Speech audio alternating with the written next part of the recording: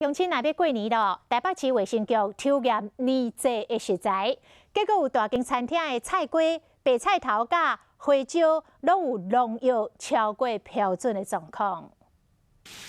鱼啊，煎甲真香，这道菜好食的秘诀在有淋真侪花椒、后壳豉，这项特别秘密武器，伫一般的商行拢买得到。今嘛，和台北市卫生局验出讲，伫北投、艋舺、信义区一带的商行，伫卖花椒、农药啊超过标准。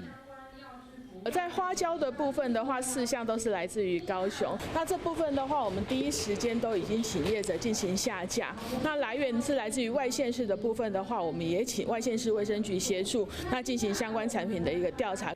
另外，卫生局嘛到各市场、甲餐厅去抽验，发现春新市府的白菜头。 看咱市场伫卖花龟、甲金星、港式饮茶菜龟，农药嘛伤悬。第一，先跟厂商，我们立即性就是暂停提供这样的餐点。那我们现场的营运，我们也不提供这样的菜色。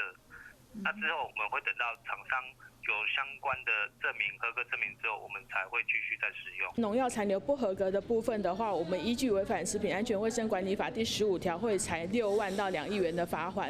所有违规的产品已经通知业者，袂使搁卖啊！建议民众甲餐饮业者伫买食材进前，目睭爱闭较紧嘞，看清楚。买用进前上好彻底洗清气，年菜才食了会安心。